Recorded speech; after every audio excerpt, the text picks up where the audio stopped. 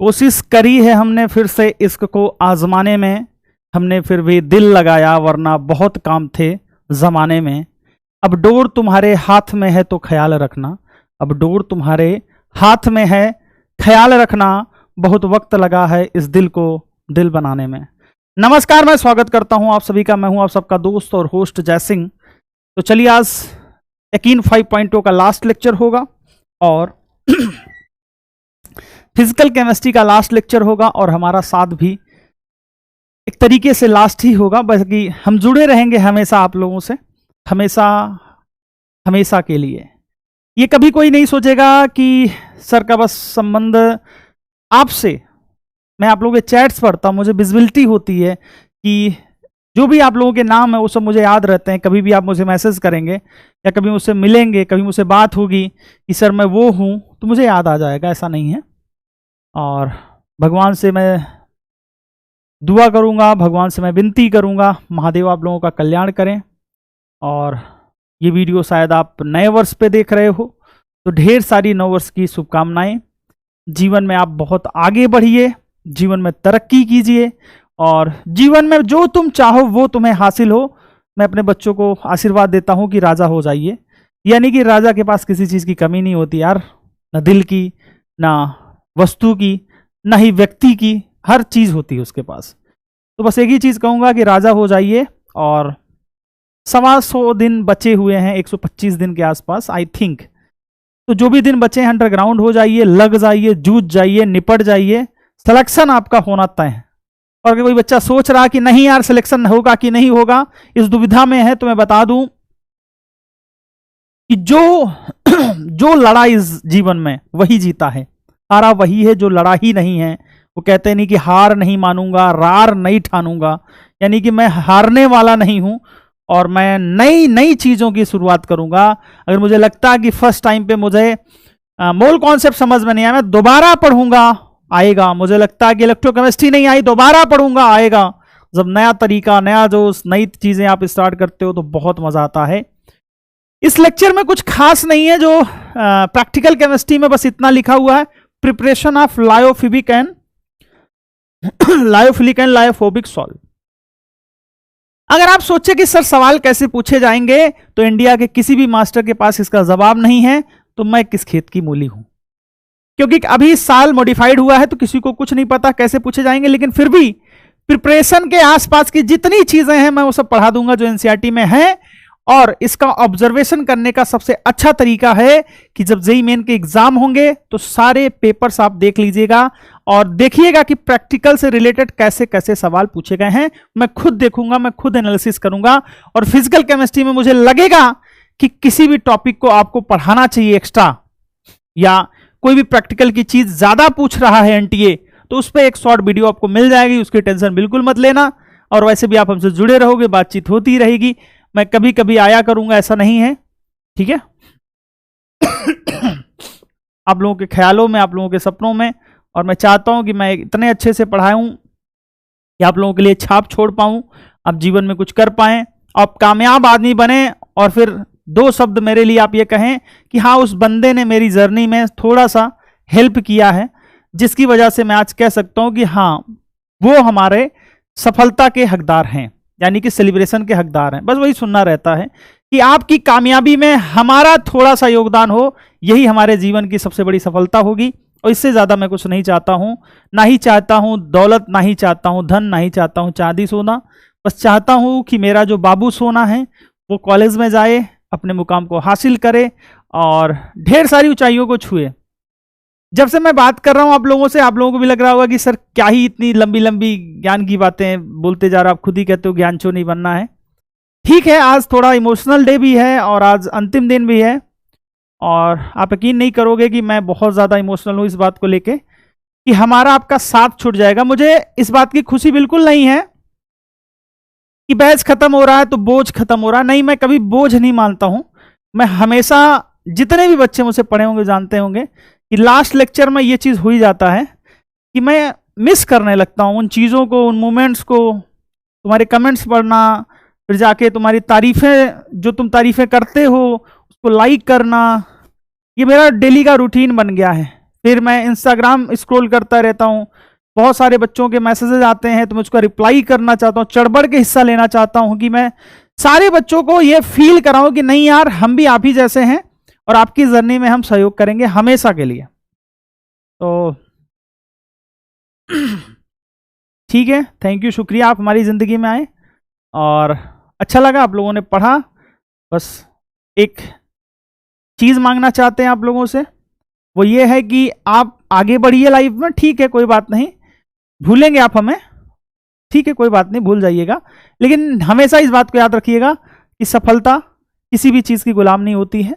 आपके पास कोई चीज़ है, नहीं है, डजंट मैटर, आप चाहते हो करना तो आप ज़रूर सफल रहोगे, और डॉक्टरी ही आपकी अंतिम सफलता की जर्नी नहीं होगी।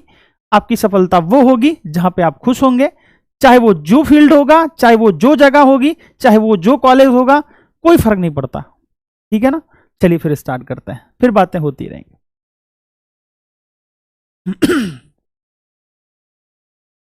अगर मैं बात करूं आप लोगों से दोस्तों कि preparation of lyophilic and lyophobic sol, तो लायोफिलिक सॉल्व बनाने के लिए, सॉल्व क्या है मैं बात करूंगा, इसका कोई मेथड नहीं है, इसको सिंपल सा आप ऐसे हिला दोगे ना तो भी बन जाएगा। हिलाने का मतलब आप समझ रहे हो कि इसको सेक कर दोगे ना तो भी बन जाएगा, इसकी कोई जरूरत नहीं है। लेकिन लायोफोबिक सॉल्व के लिए जो मेथड दिए गए हैं वो 3 मेथड दिए गए हैं। इसको बोल देता हूं मैं स्पेशल मेथड है इसके लिए।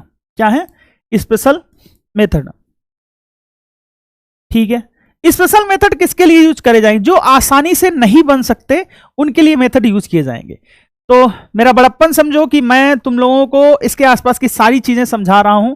तो चलिए एकदम बेसिक से स्टार्ट करते हैं, एकदम आराम से स्टार्ट करते हैं, ताकि तुम लोगों को समझ में आए प्यारे बच्चों कि मैं क्या कहना चाह रहा हूं। ठीक है, अगर मैं बात करूं तो सॉल्यूशन की ध्यान से समझ लो। एक होता है ट्रू सॉल्यूशन,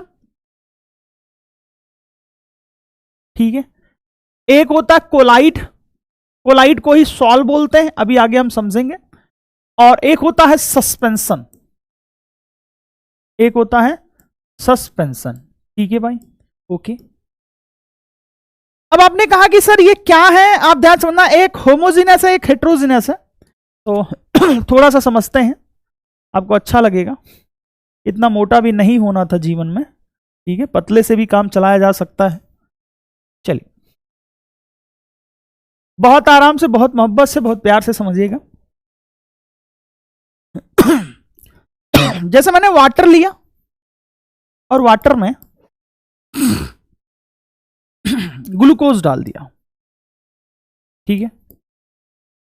जैसे मैंने स्टार्च लिया, you know very well what is starch, मुझे बताने की जरूरत नहीं है, और पानी में डाल दिया, ठीक है भैया। सस्पेंशन की बात करूं, जैसे मैंने सैंड ले लिया, या केक लिख सकते हैं, लेकिन मैं सैंड ले रहा हूं, सैंड प्लस वाटर, ठीक है भैया। जब इनको लेके आपस में हिलाओगे ऐसे ऐसे करके, सेक करेंगे, सेक करना आपको बहुत अच्छे से आता होगा, सारे लोगों को प्रैक्टिस होगी इस बात की कि सेक कैसे करते हैं, ठीक है। चलिए उम्मीद है कि अगली साल जब मिलेंगे तो मेरे भी बाल जो है रणबीर कपूर जैसे दिखेंगे, बड़े बड़े बाल रखना चाहता हूं मैं, ख्वाहिश है कि पूरी होगी और बालों की डेंसिटी भी धीरे धीरे बढ़ेगी। आप एक नए अवतार में देखोगे कि, क्योंकि देखो जीवन में हम कुछ बदल नहीं सकते, ना घर बदल सकते हैं, ना मोहब्बत बदल सकते हैं, ना ही दोस्त बदल सकते हैं, ना ही सब्जेक्ट बदल सकते हैं। तो अगर कुछ बदल सकते हैं तो अपना हुलिया बदल सकते हैं। तो मैंने सोचा कि जिंदगी में कुछ बदल नहीं रहा है तो हेयर स्टाइल ही बदल लेते हैं, देखते हैं क्या अच्छा रहता क्या नहीं। वो तो अपने खेत की मूली कभी भी उगा सकते हैं। तुमने कहा ठीक है सर ये सब क्यों बता रहे हो, समझना बहुत जरूरी है। जब आप इसको हिलाते हो ना, इसके पार्टिकल का जो साइज होता है, जो पार्टिकल का साइज होता है वो लेस देन कितना होता है, लेस देन 1 नैनोमीटर होता है। क्या होता है? Less than 1 nanometre. अगर पार्टिकल का साइज 1 नैनोमीटर से आपके पास 1000 नैनोमीटर के बीच होगा, क्या होगा? पार्टिकल का जो साइज होगा वो 1 नैनोमीटर से बड़ा हो लेकिन 1000 नैनोमीटर से छोटा हो जाएगा, 1000 नैनोमीटर से छोटा हो जाएगा। तो उसे हम कोलाइड कहेंगे। और अगर साइज बड़ा है 1000 नैनोमीटर से, कितने से? 1000 नैनोमीटर से, तो उसे हम सस्पेंशन कहते हैं तीनों ही सॉल्यूशन, तीनों ही सॉल्यूशन हैं। याद रखना ये दोनों हेट्रोजीनस है, ये होमोजीनस है। जानकारी के लिए बता दूं मैं कि ये दोनों हैं हेट्रोजीनस होते हैं। क्या होते हैं? हेट्रोजीनस होते हैं। लेकिन ये जो होता है वो होमोजीनस होता है। क्या होता है? होमोजीनस होता है। तो पहला सवाल आपसे पूछा जाएगा कि कोलाइड का पार्टिकल साइज कैसा होता है, या सॉल का पार्टिकल साइज कैसा होगा। तो मेरे बाबू, मेरे भैया, जो कोलाइड का साइज है वो 1 नैनोमीटर से 100 नहीं बल्कि 1000 नैनोमीटर के बीच होगा। कैसा होता है? होमोजीनस होता है कि हेट्रोजीनस होता है? तो हेट्रोजीनस होता है। याद रखना, गैस गैस को मिक्स करके आप कभी भी कोलाइड नहीं बना सकते मेरे दोस्त, क्योंकि जो गैस गैस होते हैं वो ऑलवेज होमोजीनस मिक्सचर होते हैं। तुमने कहा हाँ सर याद आया, क्योंकि जब हमने केमिकल इक्विलिब्रियम पढ़ा था तो हमने वहां पे बताया था कि गैस गैस कभी भी हेट्रोजीनस नहीं बनाते। गैस गैस केवल क्या बनाते हैं? होमोजीनस बनाते हैं, क्योंकि उन्हें आप अलग नहीं कर सकते। ठीक है भैया, अच्छी बात है। तो टाइप्स ऑफ कोलाइड्स की बात करते हैं, बहुत आराम से ध्यान से समझना। ठीक है, क्या इंपॉर्टेंट है, क्या पूछा जाता है, क्या आता है। ठीक है भाई,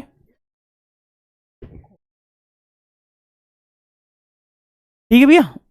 चलिए आइए, कॉफी की डिमांड कर रहा था। आप ये मत समझना कि क्या है, स्टूडियो में रहता हूँ।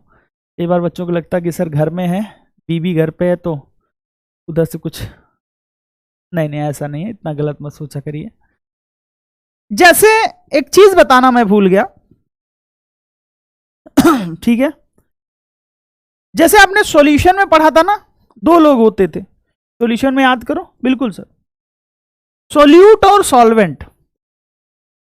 क्या होता था? सोल्यूट और सॉल्वेंट। वैसे ही यहां पे टीपी और डीएम होंगे। क्या होंगे? टीपी और डीएम होंगे। एक होगा डिस्पर्ज्ड फेज और एक होगा डिस्पर्जन मीडियम।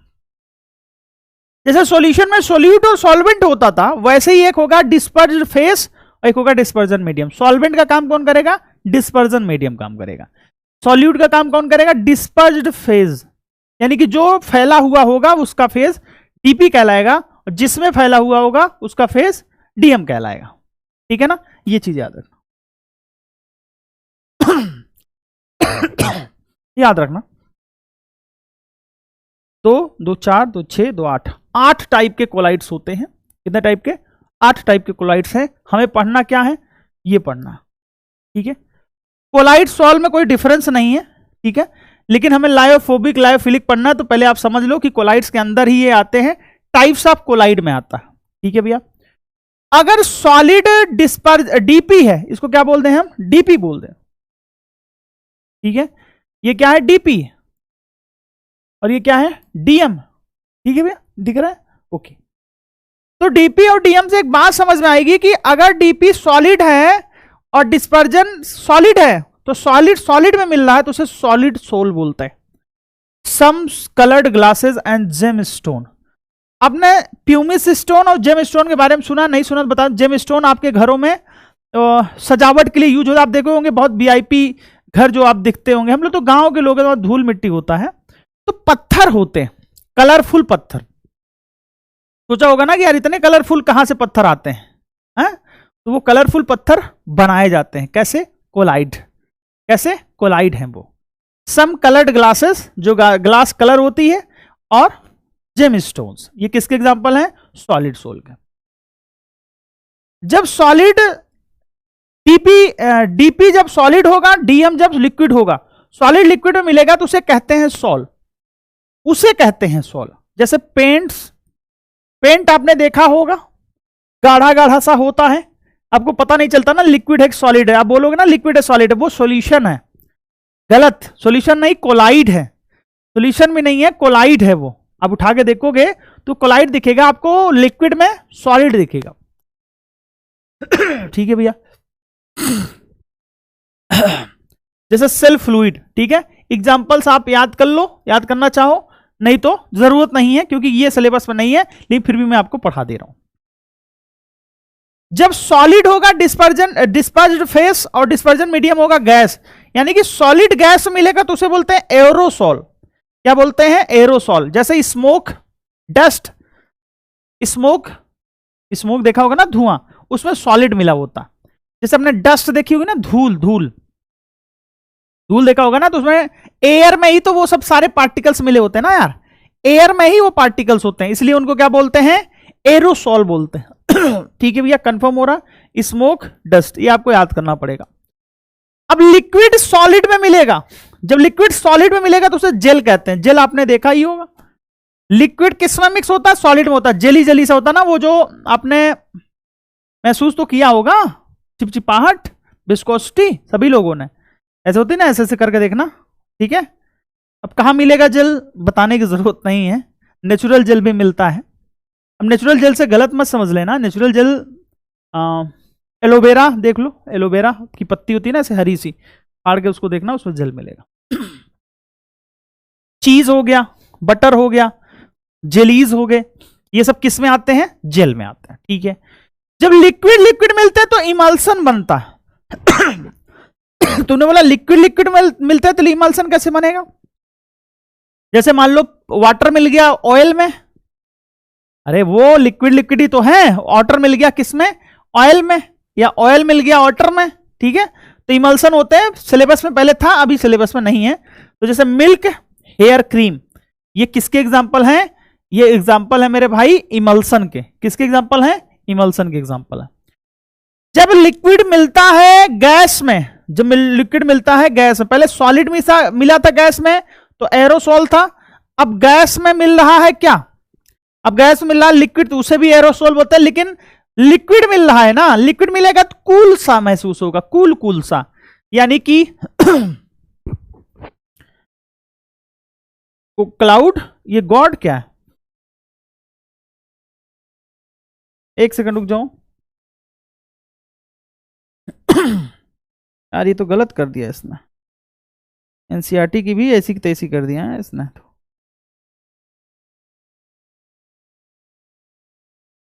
भाई मार डालेगा किसी दिन ये, कितना गंदा गंदा बताया, बताओ। फॉग है, फॉग।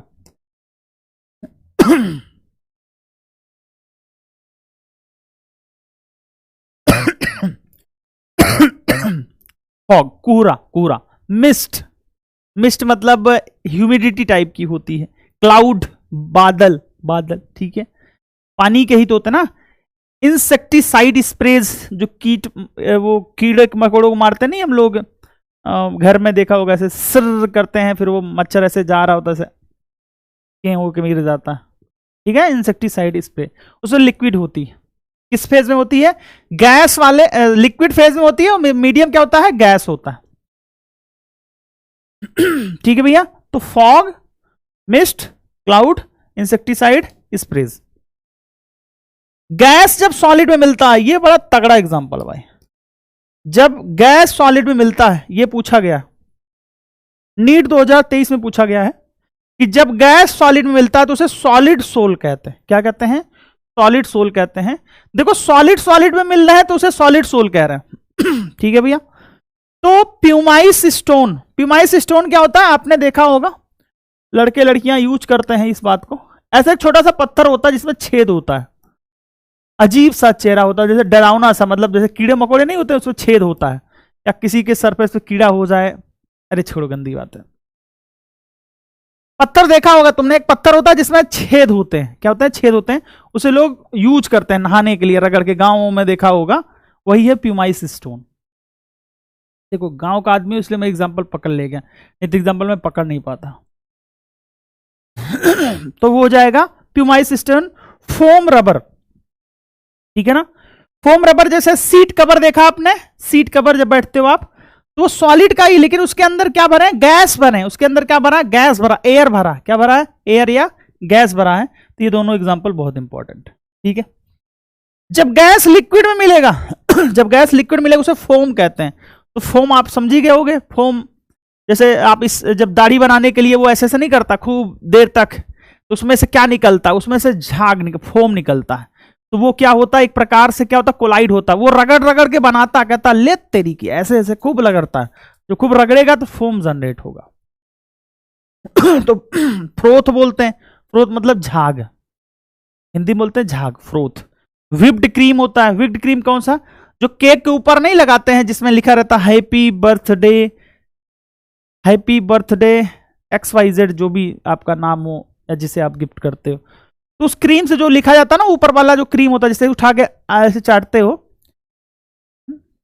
तो समझ गए कि नहीं समझ गए, वही वाला व्हिप्ड क्रीम होता है। और सोप लेदर, जो साबुन का झाग बनेगा, ठीक है, सोप लेदर। तो ये वाले ध्यान रख लेना, इंपॉर्टेंट है, ठीक है। पहले थ्योरी पढ़ लेते हैं, फिर हम क्लासिफिकेशन कर देंगे। ये सारी एनसीईआरटी की थ्योरी है। देखो कई प्रकार से क्लासिफिकेशन करते हैं सॉल्व का, लेकिन जब हमारे सिलेबस में है ही नहीं तो हम क्यों पढ़ेंगे, हम तो वही पढ़ेंगे ना प्रिपरेशन। लेकिन हम फिर भी आपको बता दे रहे हैं कि चलो लाइफिलिक लाइफोबिक क्या है, ये भी बता दे रहा हूं, जबकि हमें तो प्रिपरेशन पढ़ना था, फिर भी बता दे रहा हूं। ध्यान से कान खोल के सुन ला। Classification based on nature of interaction between dispersed phase and dispersion medium, यानी कि डीपी और डीएम के बीच जो गुलू गुलू होगा, गुलू गुलू मतलब इंटरेक्शन, उसी के बेसिस पे हमने इसको क्लासिफाई किया है दो तरीके से। एक में इंटरेक्शन होगा, गुलू गुलू होगा अच्छे से, एक में इंटरेक्शन नहीं होगा। समझ रहे हो नहीं समझ रहे हो? अरे ऐसे ऐसे इंटरेक्शन करोगे तो मिलेंगे, दो ही लोग तो हैं, लेकिन अब सोचो ऐसे इंटरेक्शन कर रहे हो, फंस ही नहीं रहे हैं। बात समझ में आएगी नहीं? इंटरेक्शन का एक तरीका होता है, इंटरेक्शन का एक वे होता है, आप उस वे में करोगे तो इंटरेक्शन जबरदस्त होता है। तुमने कहा ठीक है भैया, तो थोड़ी सी थ्योरी पढ़ते हैं, एक एक लाइन इंपॉर्टेंट है, ठीक है, एनसीईआरटी में दे रखी है। Depending upon the nature of interaction between dispersed phase आए, सोल्यूट समझना, ठीक है ना, between dispersed phase and the dispersion medium colloidal sols are divided into, जो कोलाइडल सॉल है ना वो दो पार्ट में डिवाइडेड हैं, categories, two categories, namely lyophilic यानी कि जो सॉल्वेंट अट्रैक्टिंग है, इसे अगर सॉल्वेंट आप ध्यान से समझ लो, अगर सॉल्वेंट आपका वाटर हो जाएगा, क्या हो जाएगा, वाटर हो जाएगा, तो इसे बोलेंगे लियो, तो इसे बोलेंगे हाइड्रोफिलिक, और दूसरे वाले को बोलेंगे हाइड्रोफोबिक, ठीक है ना। अगर आपका सॉल्वेंट वाटर हो जाएगा तो क्या बोलेंगे, हाइड्रोफिलिक और हाइड्रोफोबिक। अगर आपका वाटर एल्कोहल हो जाएगा तो क्या बोलेंगे, एल्कोफिलिक या एल्कोफोबिक, ठीक है भैया। चलिए, जो लायोफिलिक है वो अट्रैक्टिंग होता है किससे, सॉल्वेंट से, ठीक है। जो लायोफोबिक होता है वो सॉल्वेंट रिपेलिंग होता, रिपेल करता है, यानी कि तुम मेरे पास मत आओ। अगर मैं बोलूं कि हाइड्रोजन बॉन्डिंग हो रहा है, इसी में हाइड्रोजन बॉन्डिंग हो रहा है, तो तुम बताओ मुझे, क्या वो लायोफिलिक होगा, क्या वो लायोफोबिक होगा? जी, अगर हाइड्रोजन बॉन्डिंग हो रहा है तो बुला रही है, पास बुला रही है, अगर वो पास बुला रही है तो वो जाएगा, क्योंकि वो पागल है, वो तो जाएगा ही जाएगा। यानी कि वो कैसा है, वो लविंग हो गया है, कैसा, सॉल्वेंट लविंग हो गया है। जो सॉल्वेंट लविंग होगा उसे हम कहेंगे लायोफिलिक, जो सॉल्वेंट लविंग नहीं होगा उसे हम बोलेंगे लायोफोबिक। क्या दिमाग में बात आ रही है समझ में? बिल्कुल। If water is the dispersion medium the terms used are hydrophilic and hydrophobic. चलो फालतू में मैंने लिख दिया, ये तो ठीक है, लेते रहेंगे जरूरत पड़ेगी तो, ठीक है ना। ठीक है भैया, आइए ध्यान से समझते हैं, एक एक लाइन इंपॉर्टेंट है इसके। लायोफिलिक कोलाइड्स क्या है, पहले इसको समझते हैं। The word lyophilic means liquid loving. मैंने बोला ना, जो लिक्विड से लविंग करता है, यानी कि सॉल्वेंट क्या है, वो लिक्विड है, सोल्यूट क्या है, सॉलिड है।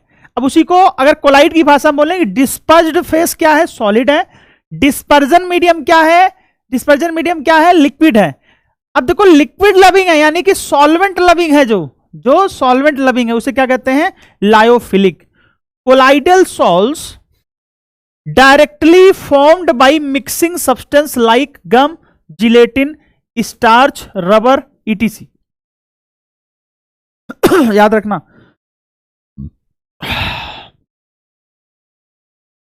कान खोल के देख लो बेटा, बाद में सवाल पूछे जाएंगे आपसे। स्टार्च, सेलुलोज, जिलेटिन, ठीक है भैया, रबर, ईटीसी। यहां पे आप सेलुलोज भी लिख लो, प्रोटीन भी लिख लो, ठीक है ना। जितने भी ऑर्गेनिक वाले होते हैं ना, ऑर्गेनिक कंपाउंड, जितने भी ऑर्गेनिक कंपाउंड होते हैं वो सब किससे बनते हैं, लायोफिलिक को से बनते हैं। किसने, ऑर्गेनिक कंपाउंड। मैं मोटा मोटा लिख दे रहा हूं, ऑर्गेनिक ऑर्गेनिक कंपाउंड, ठीक है, ठीक है भैया।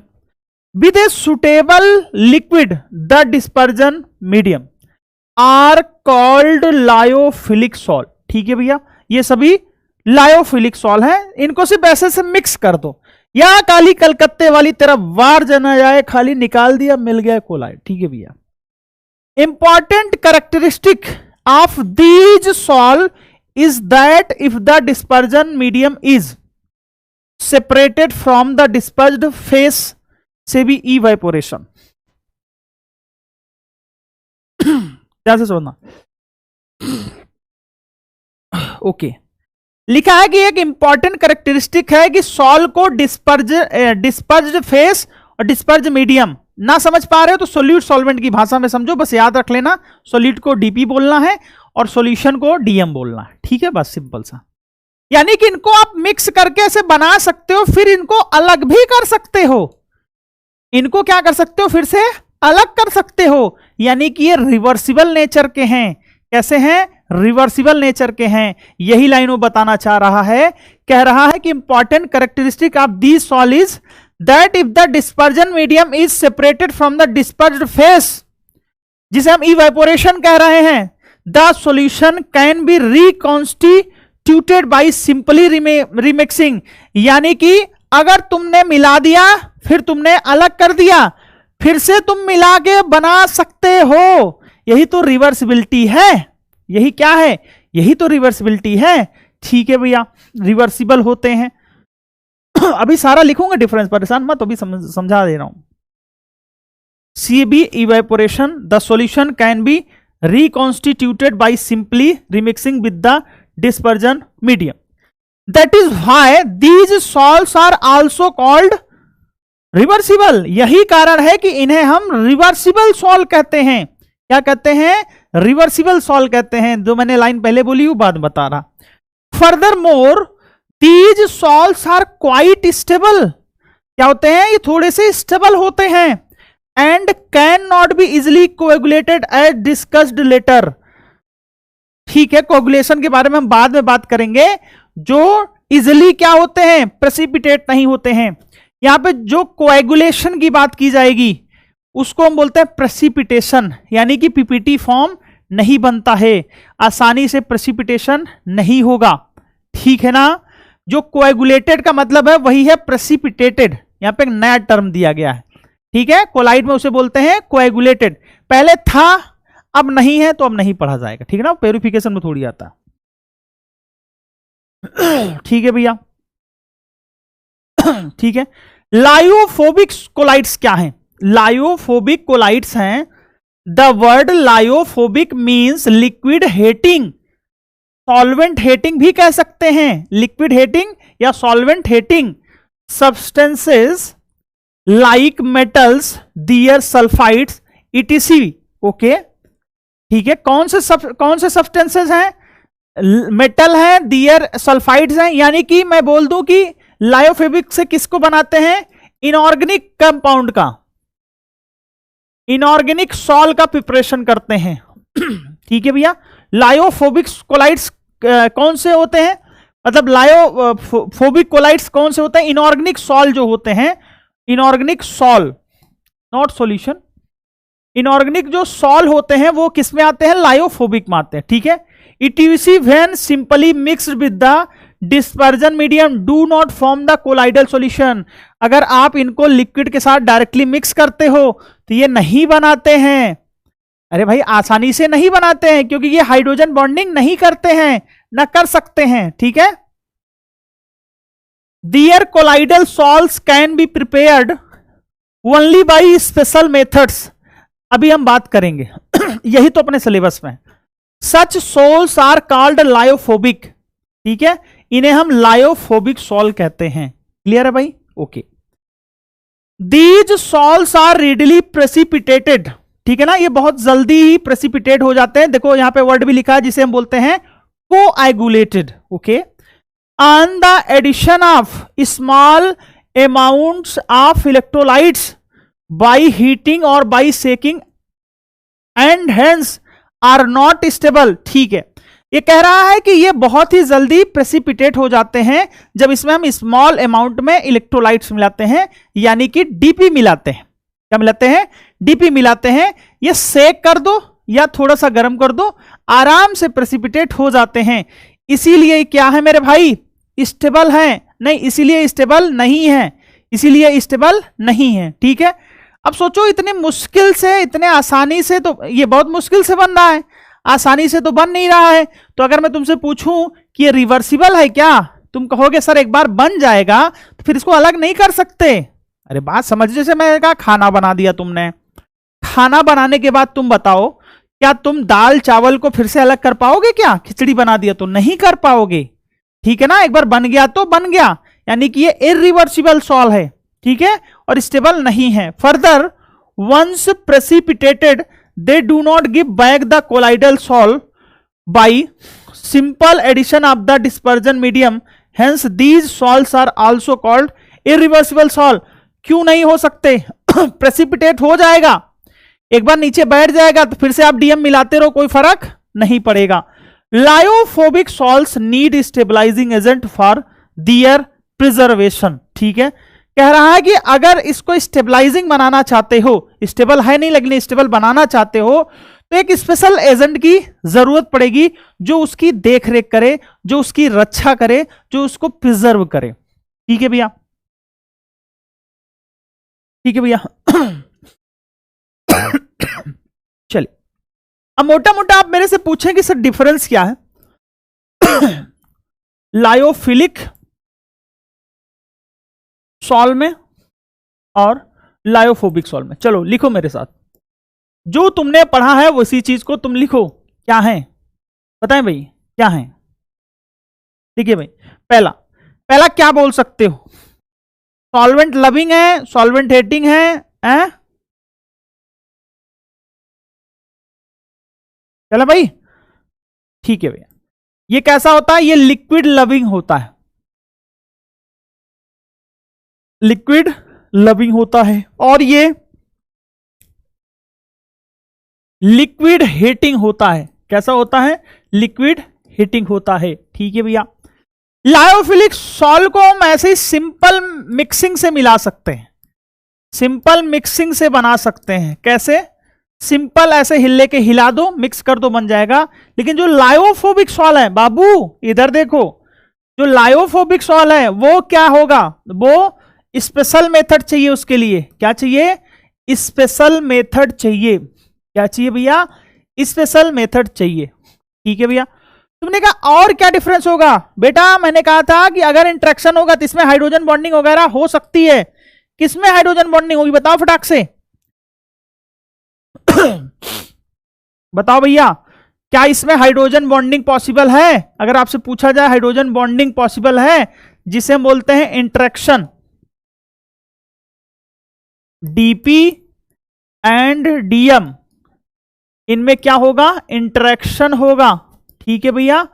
लेकिन यहां पे डीपी एंड डीएम में इंट्रैक्शन नहीं होता है, और ध्यान रखें इसलिए स्पेशल मेथड से बनाते हैं। ये रिवर्सिबल सॉल्व होता है, ये रिवर्सिबल सॉल्व होता है, ये इरिवर्सिबल सॉल्व होता है। क्यों होता है? मैंने बताया आपको कि एक बार इसमें प्रेसिपिटेट बन गया तो फिर आप इसे वापस नहीं कर सकते हो। अगर मैं बोलूं कि ये स्टेबल होता है, ये स्टेबल सॉल्ट होता है, तो ये अनस्टेबल होता है। ठीक है ना, क्योंकि इसमें कोएगुलेशन होता है। ये स्टेबल है, वो अनस्टेबल है। अगर मैं तुमसे मोटा मोटा कहूं कि ऑर्गेनिक कंपाउंड किससे बना सकते हैं? ठीक है, ऑर्गेनिक कंपाउंड का फॉर्मेशन इससे कर सकते हैं और इससे इनऑर्गेनिक कंपाउंड। ठीक है ना, ऑर्गेनिक कंपाउंड के बारे में मैंने बताया अभी। अगर विस्कोसिटी और सरफेस टेंशन की बात की जाए, ध्यान सुनना, विस्कोसिटी और सरफेस टेंशन की बात की जाए तो डीएम से ज्यादा होगी कि कम होगी? सोचो। विस्कोसिटी एंड सरफेस टेंशन, आपको पता ना, गाढ़ेपन से बढ़ता है। गाढ़ापन किसका बढ़ेगा? जिसका, बताओ, गाढ़ेपन का मतलब क्या है? जिसकी विस्कोसिटी ज्यादा, जिसकी विस्कोसिटी ज्यादा हो जाएगी। बताइए भाई, अरे मेरी बात बताओ भाई, विस्कोसिटी और सरफेस टेंशन क्या होगा?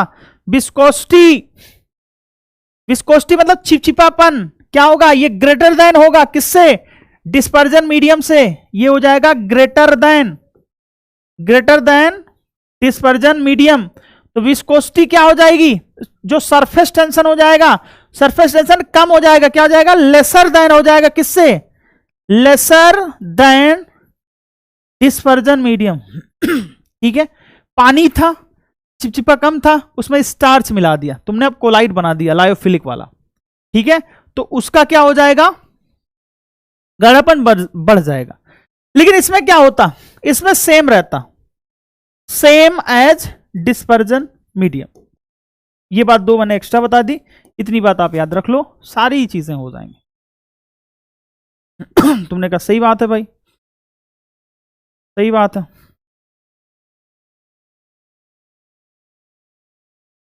आओ, ये मैं उड़ा ही देता हूं। ठीक है, चलो एक सवाल हो गया।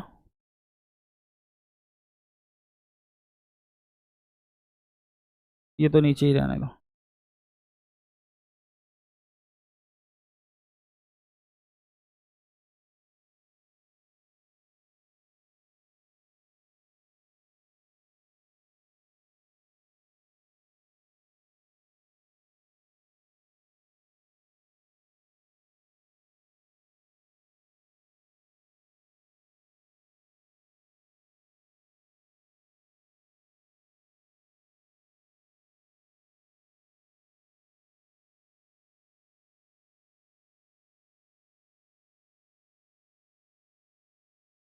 पहले सवाल कर लेते हैं फिर आगे बढ़ेंगे। ठीक है,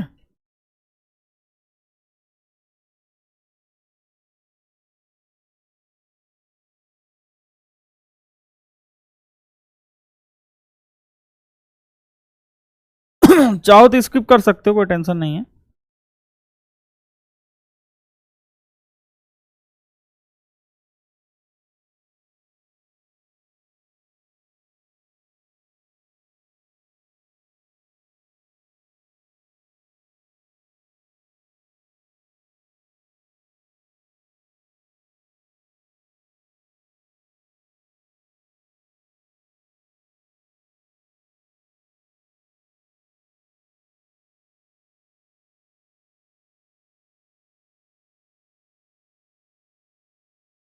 चलिए, पहला सवाल है आपके सामने कि भैया which one of the following is not used for preparing lyophilic salt.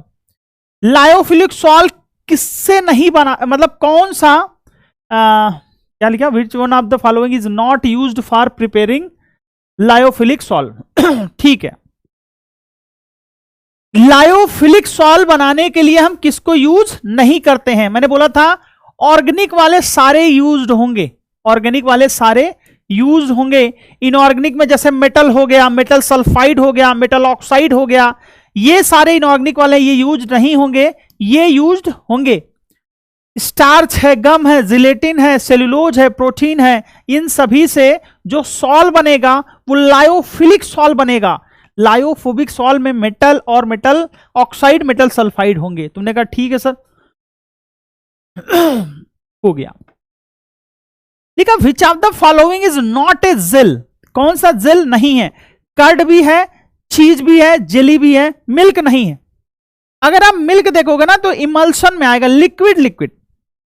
अगर आप मिल्क देखोगे ना तो किस में आएगा? इमल्शन में आएगा। ये देख लो, लिक्विड लिक्विड, यानी कि इसमें लिक्विड डीपी है, लिक्विड ही डीएम है। तो बेटा चीज इसे थोड़ा थिक थिक सा लगेगा, मोटा मोटा सा लगेगा, मोटा मोटा सा दिखेगा। चीज, जेलीज, कर्ड, ये सब एक जैसे हैं।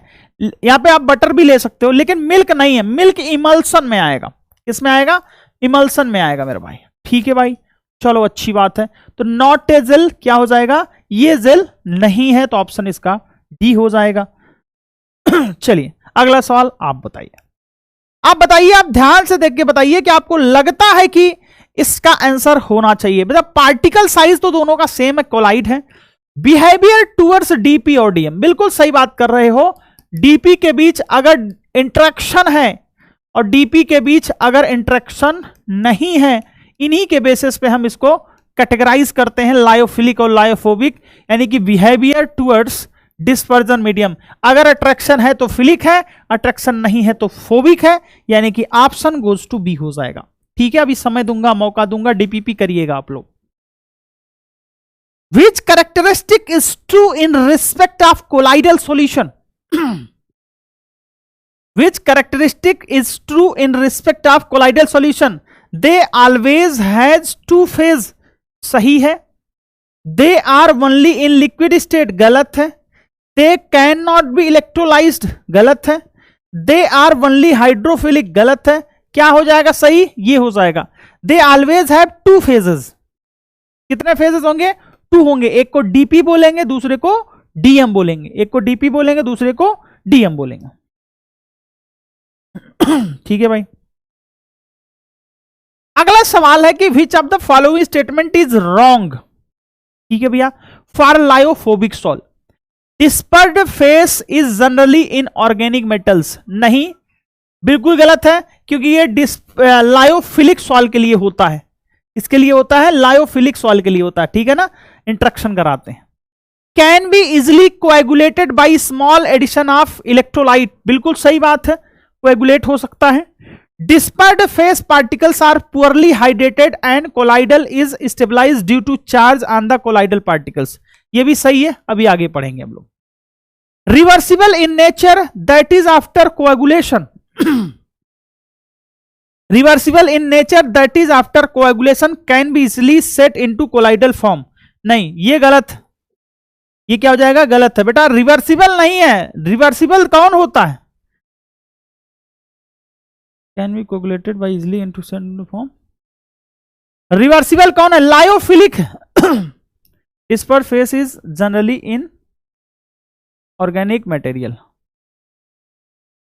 पूछना क्या रहा? What is wrong for lyophobic salt? Dispersed phase lyophobic में, लायोफोबिक में तो इनऑर्गेनिक हो जाते हैं, ऑर्गेनिक मटेरियल नहीं होते, तो गलत है। रिवर्सिबल इन गलत। इसके 2 ऑप्शन गलत लग रहे हैं, एक बार देख लेना क्या आंसर होना चाहिए इसका। ठीक है, इसको मिला लेना है आप लोग एक बार। रिवर्सिबल इन नेचर गलत है, ये तो बिल्कुल गलत है। Dispersed phase is in organic metals, in organic materials,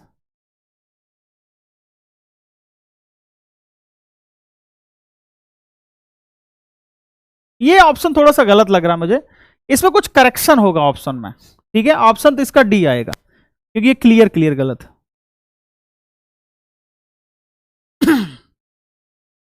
ठीक है, ये मैं आपको होमवर्क देता हूं। ठीक है, ये आपको होमवर्क देता हूं। अभी चार्ज वाला आपको बताऊंगा, ठीक है, पेप्टाइजेशन में। अभी चार्ज बताऊंगा पेप्टाइजेशन में। चलिए, यही एनटीए ने दिया था, लेकिन आसपास की भी चीजें मैंने बता दी, क्योंकि जानना बहुत जरूरी है। एनटीए ने यही न्यू सिलेबस में ऐड हुआ है। सारे प्यारे बच्चों को मैं ये बात क्लियर कर दूं कि न्यू सिलेबस में यही ऐड हुआ है। ठीक है, अगर मुझे लास्ट में याद रहा तो मैं बताऊंगा कि फिजिकल तो अभी पढ़ ले रहे हो, अप्रैल जाते जाते फिजिकल सारा भूल जाओगे। तो आपके दिमाग में आएगा सर क्या करना चाहिए। ठीक है, कॉफी पी लेनी चाहिए। बिल्कुल, अब ध्यान से सुने। सबसे पहले तो हर चैप्टर का आपके पास शॉर्ट नोट्स होना चाहिए, और दूसरी चीज आपका नोट्स एकदम क्लियर होना चाहिए। और अगर आपने कोई बुक सॉल्व की है या पीवाईक्यू सॉल्व किया है तो उम्मीद करता हूं उस पर आपने टिक नहीं लगाया होगा, क्योंकि रिवीजन में आपको वही क्वेश्चंस दोबारा करने हैं। और अगर आपने नोट्स अच्छे से बनाया है तो नोट्स हर महीने आपको देखने हैं, क्योंकि नोट्स जब देखते हो ना तो आपके सामने सारी एक्टिंग की चीजें दिखने लगती हैं। जो जो मैंने पढ़ाया है, जैसे मैंने बोला है, कॉर्नर पे जहां मैंने लिखा है, जो चीज लिखा है वो चीज तुम्हें याद आने लगेगी। जैसे हाइड्रोलिसिस पढ़ाते समय मुझे बहुत याद है, मैंने जेस्टार के कुछ पॉइंट्स लिखे थे बोर्ड पे पढ़ाने से पहले। हाइड्रोलिसिस हमेशा वीक पार्ट का होगा, नेचर हमेशा स्ट्रॉन्ग का होगा।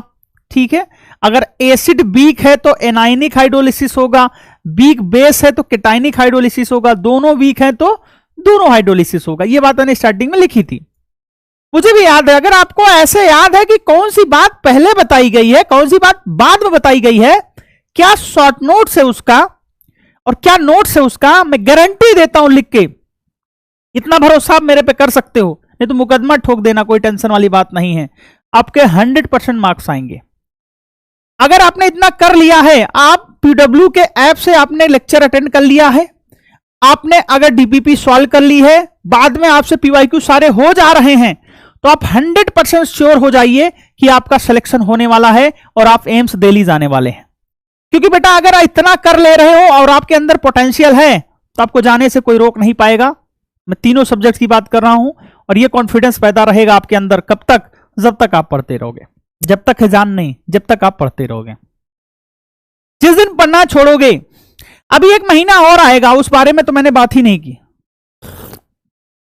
जनरली मैं उसको लवेरिया का महीना बोलता हूं।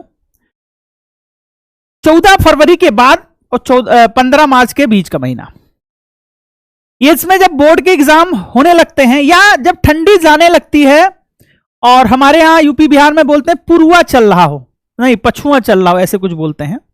जब एक हवा चलती है, पत्ते झरझर झरझर करके गिरते हैं, ठंडा ठंडा बॉडी में थोड़ी थोड़ी दर्द सी रहती है, मन एकदम ऐसे भटका सा रहता है, ख्यालों में खोया रहता है, पढ़ने का मन बिल्कुल नहीं करता, मन करता हल्की हल्की धूप, एकदम जो धूप एकदम प्यारी प्यारी सी धूप ऐसे चुभती है बॉडी में, उसको लेने का मन करता है। मन करता बस ऐसे सोए रहें, कोई काम ना करें, ख्यालों में खोए रहें। बॉडी में बहुत ज्यादा हार्मोनल चेंज होते हैं उस टाइम पे, क्योंकि मौसम चेंज हो रहा होता है। वो मौसम सबसे खतरनाक मौसम है, मेरी जिंदगी का सबसे खतरनाक मौसम वही है। उसी टाइम पे मेरी पढ़ाई बर्बाद हुई है, और वो एक ऐसा टाइम है उस पे जिसने कंट्रोल कर लिया। मैं तो कहता हूं अंडरग्राउंड हो जाओ, तुम्हें पता ही ना चले। जब तुम निकलो घर से, जब तुम निकलो घर से तो आपको लगना चाहिए कि गर्मी बहुत है यार, फिर महसूस करना जब शहर में तुम्हारी एंट्री हो गई है तो गर्मी तो बढ़ जाएगी ही। सीधे 5 मई को निकलो। कई बच्चे कहते हैं सर कि ऑनलाइन पढ़ लिया है सर, ऑफलाइन वाली बात नहीं है सर, ऑफलाइन में मजा बहुत है। देखो मैं बुराई नहीं कर रहा हूं दोस्त, लेकिन मुझे ओरिजिनलिटी पता है। ऑफलाइन में इसी लेक्चर को ना, इसी चीज को ना घुमा फिरा के आपको 5 दिन में पढ़ाते हैं। कभी कभी तो पढ़ाने का मूड नहीं होता, हम ही टीचरों का मूड नहीं होता था यार। कोई मैं दूसरे टीचर से बुराई नहीं कर रहा हूं। जैसे आज मेरे पेट में दर्द है, मुझे पढ़ाने का मन नहीं कर रहा, तो मैं आज चला गया क्लास में, 2-4 क्वेश्चन दे दिया, बातचीत कर लिया, हंसी मजाक कर दिया, इंगेज कर दिया, बच्चों को भी अच्छा लग गया, पूछ लिया, रिवाइज करा दिया। इससे उनका टाइम नहीं नुकसान हुआ, लेकिन सच में पढ़ाया नहीं मैंने। लेकिन ऑनलाइन में क्या, मैं आऊंगा तो पढ़ाऊंगा, आपको भी पता है, क्योंकि मैं आ रहा हूं तो सिर्फ और सिर्फ पढ़ाने के लिए, क्योंकि यहां पे आप बात करने वाले तो हो नहीं, सामने बैठे हो मैं हंसी मजाक कर दूं, और भैया क्या हाल है, सब बढ़िया, तुम्हारी वाली ठीक है, हाँ सर बढ़िया चल रहा सब मामला। तो ऐसी बातें तो ऑफलाइन में हो सकती है ना, तो आपके पास समय बहुत बचता है और आप प्रैक्टिस बहुत अच्छा कर सकते हो। लेकिन आप मेरी बात मानोगे नहीं, मुझे पता है, क्योंकि आप गुरु खुदा तो किसी और को मानते हो। बस अंडरग्राउंड हो जाइए। अगर आपने अपनी तस्वीर नहीं बदल दी तो मेरी तस्वीर पे माला लगा दीजिएगा। सिर्फ अंडरग्राउंड हो जाइए। जनवरी, फरवरी, मार्च, अप्रैल, जिसका सिलेक्शन रुकने वाला है उसका सिलेक्शन हो जाएगा, जिसका सिलेक्शन नहीं होने वाला है उसका भी हो सकता है, और जो रेस से बाहर हो चुका है वो सिलेक्शन के आसपास हो जाएगा। क्योंकि देखो, तुमने स्टार्टिंग से तुमने गाड़ी कैसी चलाई है कोई फर्क नहीं करता है। सही समय पे, जिंदगी हो या रेस, जो गियर बदलता है ना वही सबसे आगे जाता है। सही समय पे तुम्हें गियर बदलना आना चाहिए, और नीट 2024 का सही समय है जनवरी। अगर आप इसमें गियर बदल ले गए ना मेरे भाई, कसम खा लीजिए, नए साल में नए दोस्त नहीं बनाऊंगा, किसी भी पुरानी से बात नहीं करूंगा, मैसेज नहीं करूंगा, उसका पीछा छोड़ दूंगा, सिर्फ पढ़ाई पे फोकस करूंगा, अपना करियर बनाऊंगा, कॉलेज लूंगा, बाद में चल के खूब ढेर सारे पैसे कमाऊंगा और लोगों की हेल्प करूंगा। लोगों की हेल्प करने से आपकी धन और आपके मान सम्मान में वृद्धि होती है। आप करके देखना, आपको अच्छा लगेगा। लेकिन नहीं, आप करोगे नहीं, हमको पता है। चलो मान लेते हैं कि आप करोगे, तो सर क्या गारंटी है कि इतना करने के बाद सिलेक्शन होगा? अच्छा, good question, good question. Guarantee तो दोस्त ये भी नहीं है कि कल आप जिंदा रहोगे। चलो बात ही कर लेते हैं, आज बात कर रहे हैं तो। गारंटी तो इसकी भी नहीं है, मैं अपनी बात करूं, कि मैं अपने ही मां बाप का औलाद हूं। हाँ, मां का हूं, बाप का तो पता नहीं। गारंटी इस बात की भी नहीं है। थोड़ा ऑड लगेगा लेकिन ये बात सही है। गारंटी ये भी नहीं है कि मैं कल जिंदा रहूंगा। गारंटी ये भी नहीं है कि मैं जिसके लिए LIC करवा रहा हूं, जिसके लिए पैसे सेव कर रहा हूं, जहां मैं जिसके लिए सोच के जमीन जायदाद बना रहा हूं, वो लोग आएंगे भी, यानी कि मेरे बच्चे, बीबी। गारंटी तो इसकी भी नहीं है ना कि हम जिंदा रहेंगे। गारंटी इसकी भी नहीं है कि हमारे बच्चे भी आएंगे। लेकिन हम प्लानिंग कर रहे हैं ना। आपके मां बाप ने प्लानिंग की ना आपके लिए, तो आप पॉजिटिव सोचो। आप जो काम कर रहे हो वो पॉसिबल है तो सब कुछ अच्छा है। अरे यार, मानो तो पत्थर भी भगवान, और ना मानो भगवान को भी लोग भिखारी समझ लेते हैं। ऐसे बहुत सारे कहानियां सुनने को मिलेंगी आपको, तो आपको मानना पड़ेगा। गारंटी कोई नहीं दे सकता। इस हिंदुस्तान में जिसने गारंटी दी ना कि वो अमर है, अजर है, बस मिला देना उससे, क्योंकि वही सीधे प्रभु है भाई। क्योंकि इस दुनिया का सबसे ज्यादा सत्य चीज कोई है, जो चीज टली नहीं सकती, नहीं जा सकती, या जिसे आप बदल नहीं सकते, वो है मृत्यु। मरना सबको। तो यार टेंशन किस बात का यार? जो है आप यार उसके लिए कोशिश करो, बस सोचो मत। वो मैंने एक लाइन बोली थी राहत इंदौरी साहब की, मैंने उस दिन भी बोली थी कि हर मैदाने बेखौफ लड़ो तुम, वक्त से पहले मौत नहीं आने वाली। क्यों डरते हो आप? अरे जिस दिन मरना, जितना जिंदा रहना है, जो करना है लाइफ में वो आप करोगे, बस हम उसको अच्छे से बदल सकते हैं। लोग कहते नहीं हम अपनी किस्मत बदलेंगे, नहीं, किस्मत नहीं बदलते हैं, हम परफॉर्मेंस अच्छा देते हैं। हमें प्लेटफॉर्म मिला है, अब हम उस प्लेटफॉर्म पे कितना अच्छा परफॉर्मेंस देते हैं। मुझे ऐसा मानना है कि नियति में लिखा है मेरे साथ क्या क्या होगा, मुझे मिलेगा। मुझे टीचिंग का मौका मिला तो अब मेरे ऊपर डिपेंड करता कि मैं अपनी परफॉर्मेंस इतनी दिखाऊं कि मैं सबसे अव्वल दर्जे का टीचर बनूं। आपको पढ़ने का मौका मिला तो आप अपनी परफॉर्मेंस इतनी अच्छी दिखाओ कि आगे चल के आपको किसी बात का अफसोस ना हो कि यार काश पढ़ लिए होते तो आज बहुत अच्छे स्टूडेंट होते। तो जब भी मौका मिले आप परफॉर्मेंस को दिखाइए। मेरे भाई गजब की बात बताता हूं, तुम्हें बहुत मजा आएगा, कॉन्फिडेंस फील होगा। करिए करिए, अच्छा लगेगा। अब कई बच्चे बैकलॉग के बारे में बात करते हैं। मैं पहले बैकलॉग जानता भी नहीं था क्या होता है। पहले हाँ ये लोग बोलते तो छूट गया है। बैकलॉग में जहां तक समझ पाता हूं, बैकलॉग वो चीज है जब आप किसी बैच को फॉलो करते हो, उसमें आप जितने चैप्टर्स पीछे होते हो वही बैकलॉग है। लेकिन सोचो जब आपके पास वीडियो रिकॉर्डेड है तो काहे का बैकलॉग? आपने थर्मोडायनेमिक्स की है, उसके आगे का चैप्टर करना है, फिर उसके आगे का चैप्टर करना, कोई टेंशन नहीं यार। बहुत सारे लोग तुमसे पीछे भी हैं, बहुत सारे लोग तुमसे आगे भी हैं, तो बैकलॉग जैसी चीज कुछ नहीं होती है।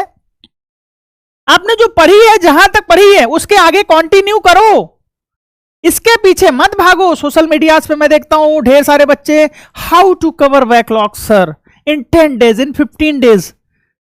तो बेटा 10 और 15 डेज का कोई कॉन्सेप्ट नहीं है। ऐसे तो बस ऐसे किताब लो, ऐसे मत्थे चढ़ाओ, ऐसे ऐसे पलट लो, ये तरीका हो सकता है, ठीक है ना। तो बैकलॉग जैसी चीज कुछ होती नहीं है, ठीक है ना। ये सब प्रपंच होता है बच्चों का, ना पढ़ने के ढकोसले चोचले और क्या बोलते बहानेबाजी है ये, ठीक है। पढ़ना चाहोगे कुछ भी बैकलॉग सॉकलॉग नहीं होता। हमने भी कोचिंग की है ना, ठीक है, दबा के कोचिंग की है। जब कोचिंग की है तो सिर्फ कोचिंग की है, और आज उसी की देन है कि मैं यहां खड़े होकर बोल पा रहा हूं, क्योंकि मैंने कोई यूनिवर्सिटी से पीएचडी नहीं की है, हार्वर्ड XYZ, ठीक है ना। बाकी लोग पीएचडी करके कौन सा क्या कर ले रहे हैं। तो कहने का मतलब है दोस्तों, बात मेरी समझो। आप थोड़ा लंबा मोटिवेशन चलना, मुझे भी पता आप गुस्सा हो रहे होगे, आप सोच रहे हो साला निकाल कितनी देर समझा रहा। 15 मिनट का तो टॉपिक बचा दोस्त, सोच रहा हूं कुछ बातें कर लेता हूं। बैकलॉग जैसी चीज नहीं होती। अब बात आ गई टेस्ट की। फरवरी से आप जितना भी सिलेबस कंप्लीट कर पाओ मुझे नहीं पता, लेकिन आप PW का ऑल इंडिया टेस्ट सीरीज देना शुरू कर दो। अरे ठीक है, चिल लो। 50 क्वेश्चन में से मैं कह रहा हूं 15 होंगे।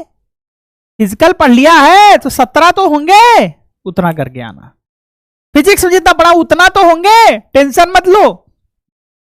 किसी को बताना भी मत कि कोई तुम्हें जज करे, देते रहो। 720 में आपके 100 नंबर आएंगे, मान लेता हूं।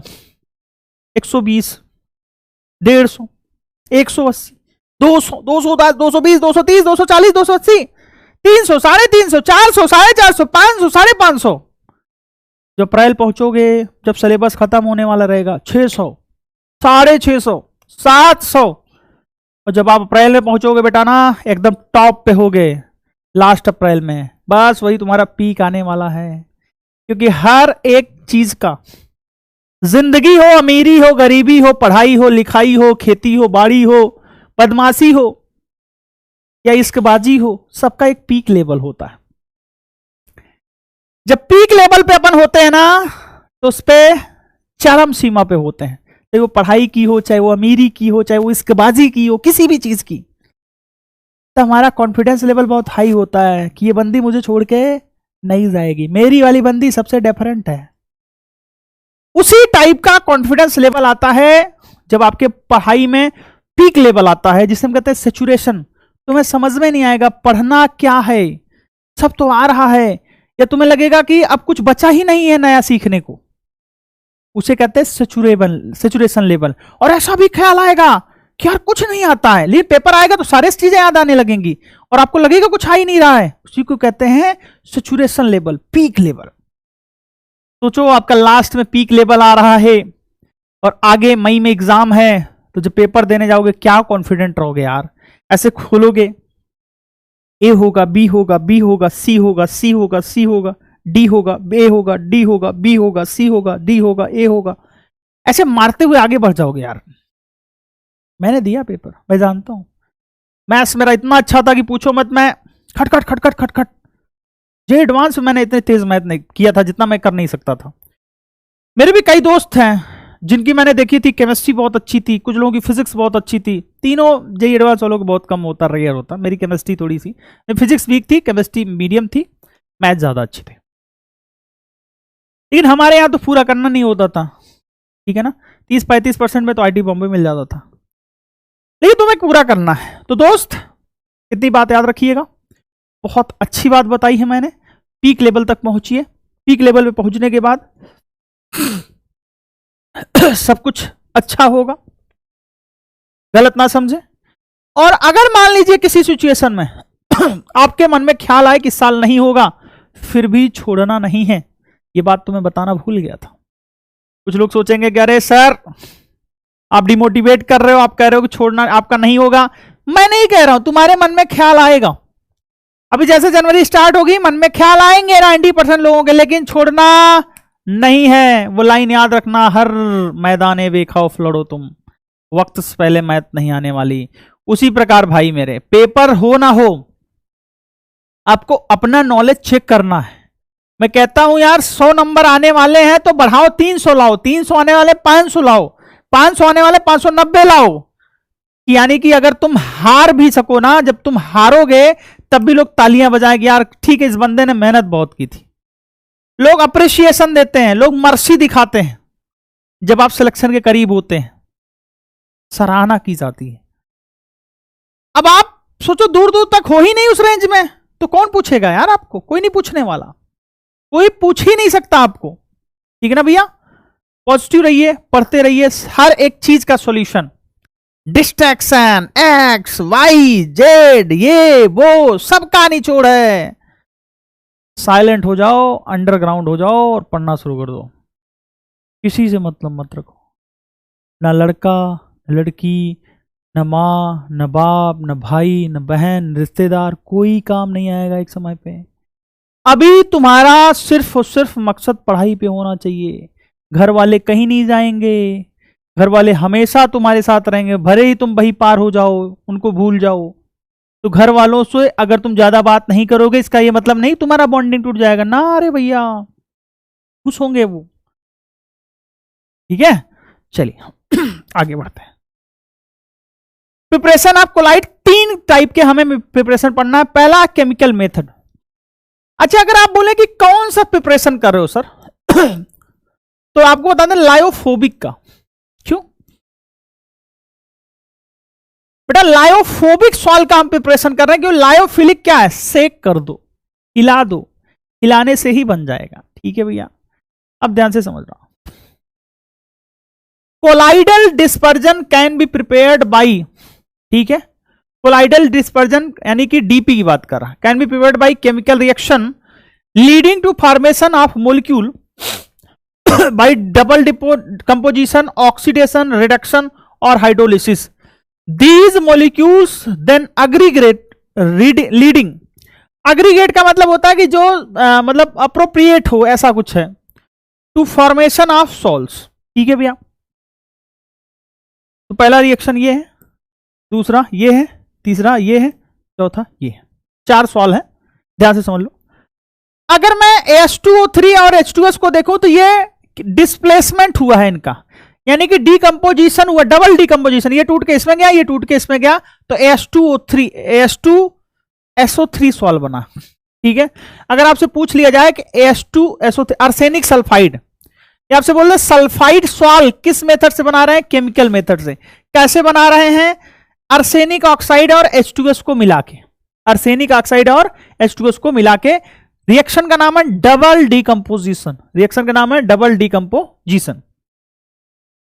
अब SO2 और H2S को मिला रहे हैं तो ऑक्सीडेशन हो रहा है, इसका ऑक्सीडेशन नहीं हो रहा, H2S का ऑक्सीडेशन हो रहा है। यहां पे सिर्फ सल्फर सॉल्व बन रहा है। क्या हो जाएगा? यहां पे सल्फाइड सॉल्व था, ये सल्फर सॉल्व, सल्फाइड इसलिए कि -2 में है, और ये सल्फर क्यों? क्योंकि ये 0 में है, तो सल्फर सॉल्व बनेगा। किसका ऑक्सीडेशन? H2S का ऑक्सीडेशन होगा। ठीक है भैया, SO2 की प्रेजेंस में। ठीक है भैया, AuCl3 और फॉर्मिक HCHO फॉर्मल्डिहाइड पानी में मिलाया है, इसका रिडक्शन होगा तो Au बनेगा। रिडक्शन किसका? Au का रिडक्शन होगा। पहले +3 में था, ये हो जाएगा, इसे बोलेंगे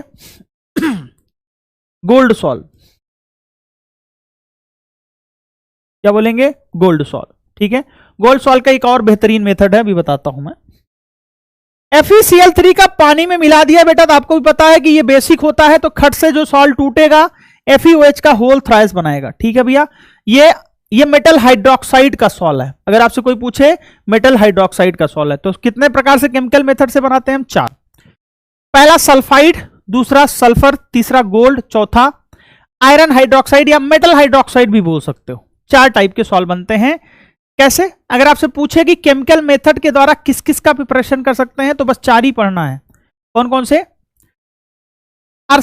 sulphide solve, sulphur solve, gold solve और FeOH होल थ्राइस यानी कि फेरिक हाइड्रोक्साइड का सॉल्व।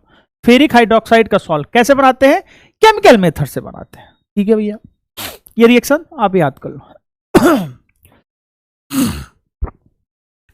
इसको ध्यान से समझो। ठीक है भैया, क्या होता है? चित्र बना दूं अलग से।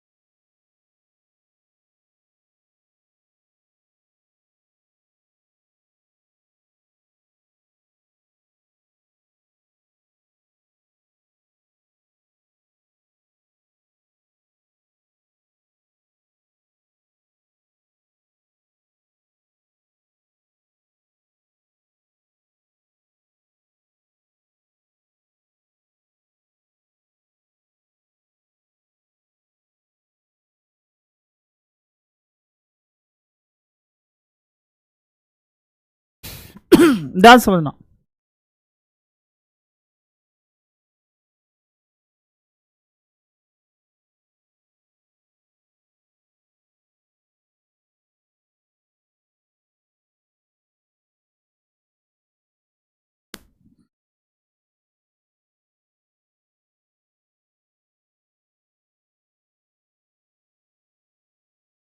माइनस मान लो,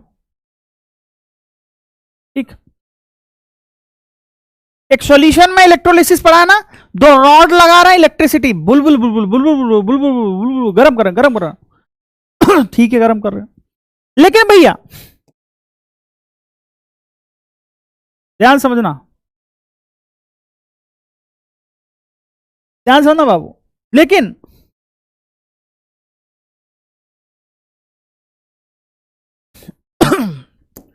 लेकिन इसमें हमने क्या डाल रखे हैं, आइस क्यूब डाल रखा है। क्या है, आइस क्यूब है। ध्यान समझना, ये स्टैंड लगाया है, अभी बताता हूं ये क्या है, स्टैंड है।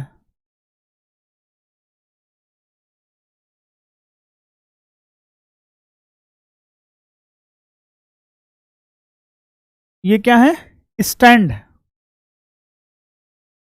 ये आइस क्यूब है, जिसको कहते हैं ना आइस बाथ। आपने देखा होगा, अभी एक एक्टर है हमारे बहुत अच्छे वो आइस बाथ लेते हैं, ठीक है भैया।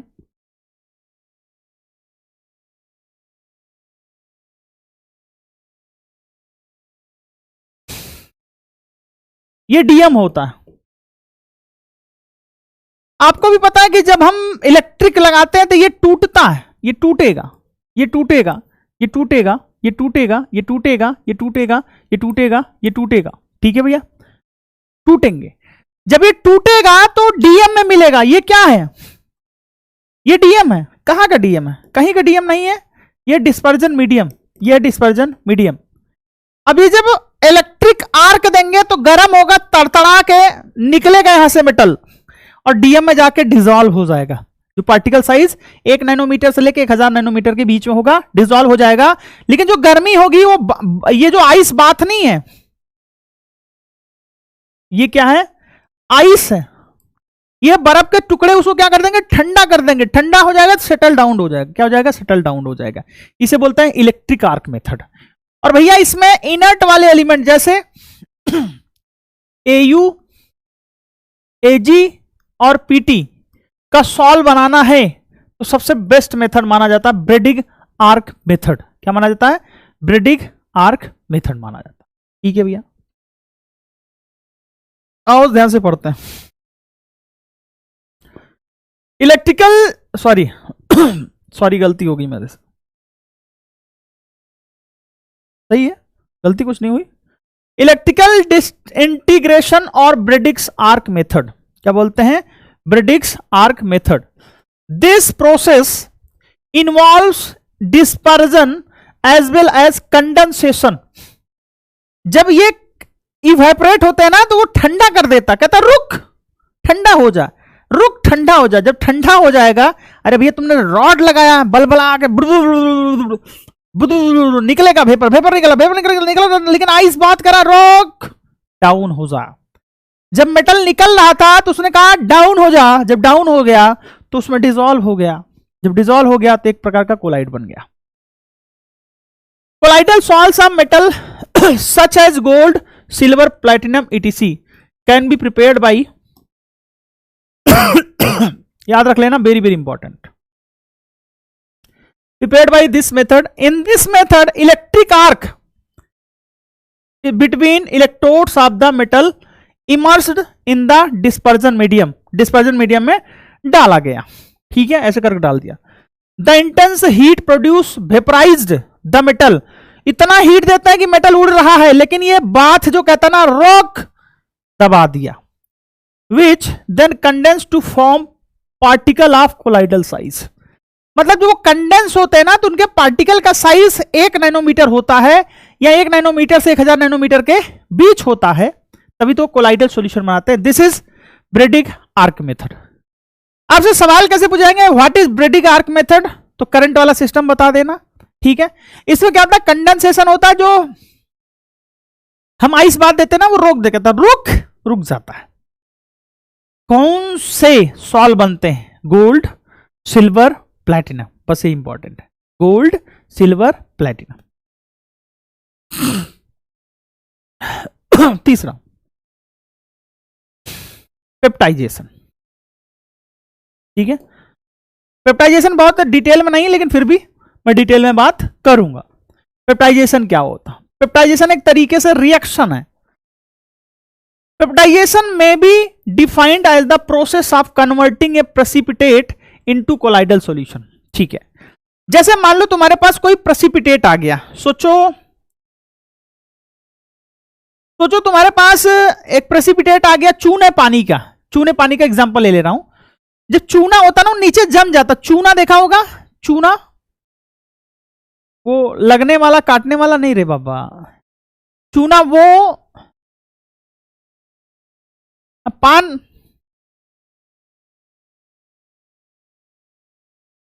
सुरती, ये तो देखा होगा। अरे यूपी बिहार को तो जानते होगे भैया, सुरती बनाते हैं, उसमें डालते सफेद सफेद, वो चूना।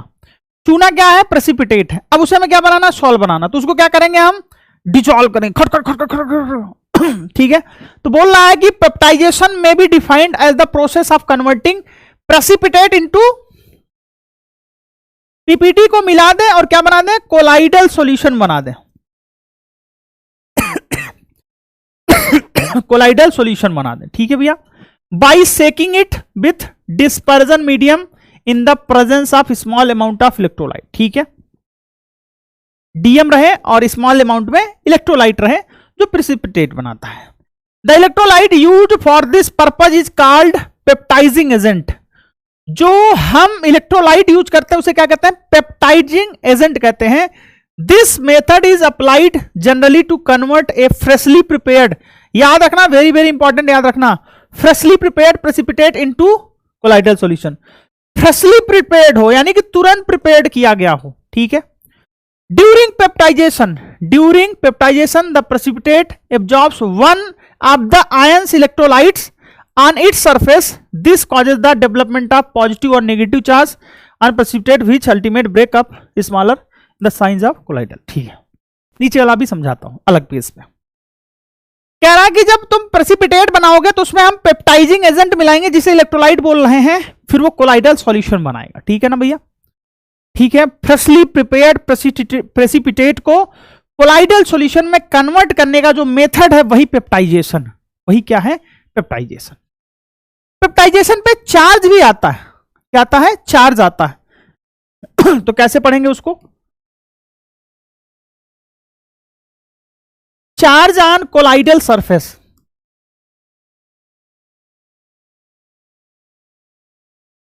ठीक है भैया, एनसीईआरटी में है, ध्यान से समझना। जैसे हमने AgNO3 मिलाया, साथ में KI मिला दिया, ये एक्सेस में। ठीक है भैया, तो आपको भी पता है कि AgI का प्रेसिपिटेट बन गया, बिल्कुल सही बात है, और साथ में सॉल्यूशन में क्या बन गया? KNO3 बन गया। ठीक है भाई,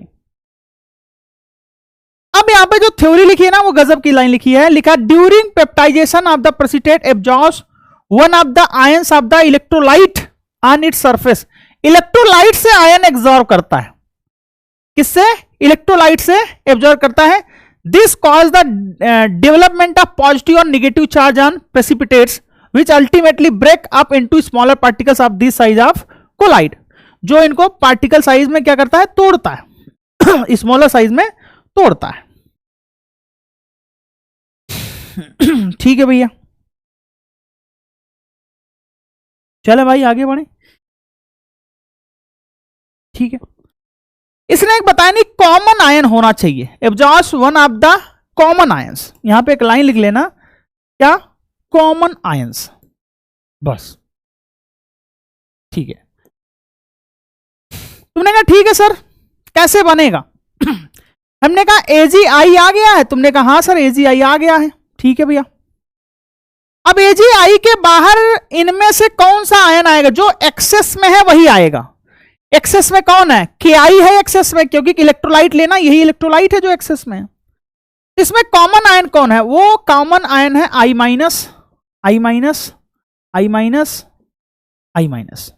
यानी कि इसको रिप्रेजेंट कैसे करोगे? रिप्रेजेंट करोगे AgI I माइनस। और आपसे कोई बोले कि कैसा सॉल है, तो बोलोगे निगेटिवली चार्ज्ड सॉल है।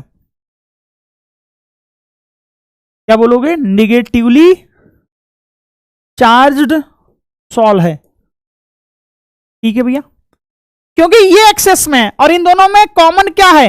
आई कॉमन है। ठीक है भैया, अब एक और लेयर होगी इसके बाहर। AgI तो आपका कोलाइड हो गया, AgI क्या हो गया आपका? कोलाइड हो गया। अब ध्यान से देखो, उसके बाहर वाला जो चार्ज है वो कॉमन आयन का चार्ज है। खतरनाक कॉन्सेप्ट है बेटा, वो कॉमन आयन का चार्ज है। ठीक है ना? तो फर्स्ट लेयर जो है ना वो फिक्स होती है, उसे बोलते हैं एडजॉर्प्शन लेयर। दूसरा वाला लेयर क्या था? मोबाइल लेयर होता है, जिसे बोलते हैं अट्रैक्शन लेयर। ठीक है ना? तो ये वाला जो होता है ना, ये फर्स्ट लेयर होता है। तो यहां पे क्या होगा? फर्स्ट लेयर होगा। तो ऐसे बोल दो इसको, इसे बोलते हैं फर्स्ट लेयर। फर्स्ट लेयर जो होता है वो फिक्स्ड लेयर होता है।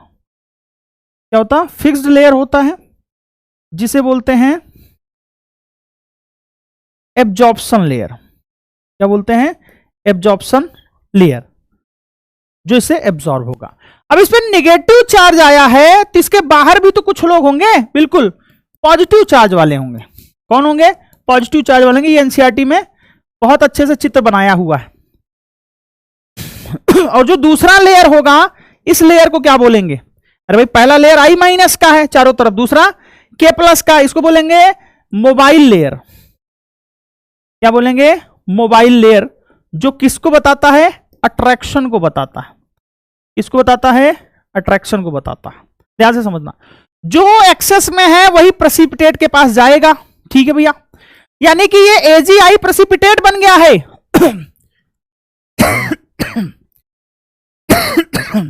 सॉरी। ठीक है भैया,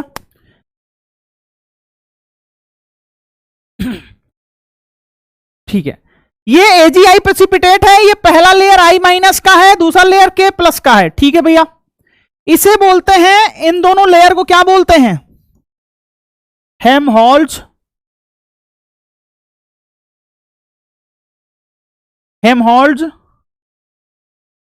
इलेक्ट्रिकल डबल लेयर बोलते हैं।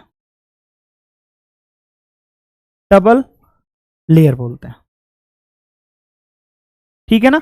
इन दोनों लेयर को हम बोलते हैं हेल्महोल्ट्ज डबल लेयर बोलते हैं। क्या बोलते हैं? हेल्महोल्ट्ज डबल लेयर बोलते हैं। एक होता है जीटा पोटेंशियल, एक बार एनसीईआरटी देख लेना आप लोग। Potential difference between first and second layer, खत्म। यानी कि इनके और इनके बीच जो लेयर का डिफरेंस है, जो पोटेंशियल का डिफरेंस है, वही क्या होता है? जीटा पोटेंशियल होता है। इन दोनों लेयर को हम बोलते हैं हेल्महोल्ट्ज इलेक्ट्रिकल डबल लेयर बोलते हैं। ये पहला लेयर जो होता है एडजॉर्प्शन लेयर होता है, फिक्स होता है। दूसरा लेयर क्या होता है? जो आयंस बच गया है वही उसके चारों तरफ से अट्रैक्ट कर लेता। उन्होंने कहा सही बात भैया, इतनी बात समझ में आ गई। चलो, जैसे मैंने लिख दिया AgNO3, ये एक्सेस में है। ठीक है भैया, और साथ में मैंने KI लिया। अब बताओ क्या बनेगा? तो बनेगा आपके पास AgI प्रेसिपिटेट हो जाएगा प्लस KNO3। तो अगर मैं सॉल्व की बात करूंगा, कान खोल के सुन लो, तो आपके पास आएगा AgI। ठीक है, और फर्स्ट लेयर क्या हो जाएगा? AgI I minus. इसको तो ऐसे दर्शाओगे। इसके बाद जो होगा वो क्या हो जाएगा मेरे भाई? Sorry sorry sorry, it's so sorry, Ag plus. अरे मैक्सिम, अबे एक्सेस में ये है ना, तो क्या हो जाएगा? ये NO3 माइनस हो जाएगा। इसको बोलोगे फर्स्ट लेयर फिक्स्ड लेयर या एब्जॉर्प्शन लेयर। क्या बोलोगे? एब्जॉर्प्शन लेयर बोलोगे। ये फिक्स लेयर होता है। कैसा होता है? फिक्स्ड लेयर होता है। ठीक है भैया, इसे क्या बोलोगे? मोबाइल लेयर, जो किसकी वजह से आया है? अट्रैक्शन की वजह से आया। और इन दोनों को बोलते हैं, इन दोनों लेयर्स को मिला के बोलोगे, क्या बोलोगे? Helmholtz double layer. क्या बोलते हैं? Helmholtz double layer. और इनके बीच जो पोटेंशियल डिफरेंस है उसे बोलते हैं जीटा पोटेंशियल या इलेक्ट्रोकाइनेटिक पोटेंशियल। जीटा पोटेंशियल या इसे बोलते हैं इलेक्ट्रो काइनेटिक पोटेंशियल। कान खोल के सुन लो बेटा, इसे ही बोलते हैं जीटा पोटेंशियल। ठीक है भैया, पूछेगा फर्स्ट लेयर क्या है Ag प्लस, सेकंड लेयर क्या है NO3 माइनस। ठीक है भैया, एनसीईआरटी में एक एग्जांपल और दे रखा है, Fe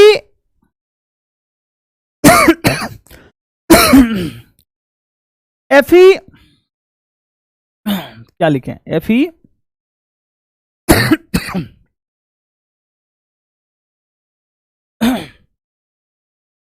Fe+2 plus NaOH gives, ये दो टाइप का बनाता है, मैं बता दे रहा हूं कैसे। एक बनाएगा Fe2O3.XH2O और Fe+2, एक हो जाएगा Fe2O3.XH2O और बनाएगा OH माइनस। ठीक है, ये पॉजिटिवली चार्ज्ड कोलाइड सॉल्यूशन है और ये निगेटिवली चार्ज्ड, यानी कि तुम भी पता कर सकते हो जो एक्सेस में है, इसमें क्या होगा NaOH एक्सेस में होगा। ये एनसीईआरटी में दे रखा है किस में दे रखा है, एनसीईआरटी में दे रखा है, एक बार आप देख लेना। इस वाले में Fe+2 एक्सेस में होगा, इसमें OH माइनस एक्सेस होगा। अब तुम सोच रहे होगे ना कि सर कॉमन क्या है, बेटा इसमें Fe+3 होगा, क्यों, हाँ Fe+3 होगा। एक मिनट में एनसीईआरटी चेक कर लेता हूं, बस एक सेकंड।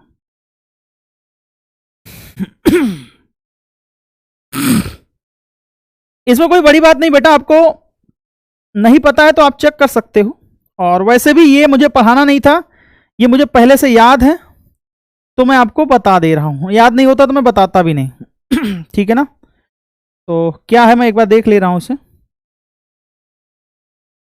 ठीक है, ओके, हाँ ठीक है, +3 ही है। ठीक है ठीक है, ये भी +3 है, तो +3 को आप चाहो तो हटा के FeCl3 लिख लो, कोई टेंशन वाली बात नहीं है। FeCl3 प्लस NaOH और यहाँ पे Fe+3।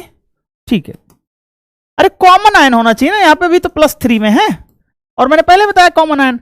अब कुछ लोग सोचो OH माइनस कैसे कॉमन आयन, बेटा Fe2O3 पानी में डालोगे तो एक्चुअली में FeOH होल थ्राइस ही बना रहा है, FeOH होल थ्राइस ही बना रहा है, लेकिन एनसीईआरटी में Fe2O3.XH2 लिख रखा है, इसलिए मैंने भी वही लिख दिया। ठीक है ना, कॉन्सेप्ट क्या है, ये कब बनेगा, जब ये ज्यादा होगा, यानी कि FeCl3 ज्यादा होगा। ठीक, ये कब बनेगा, जब ये एक्सेस में होगा।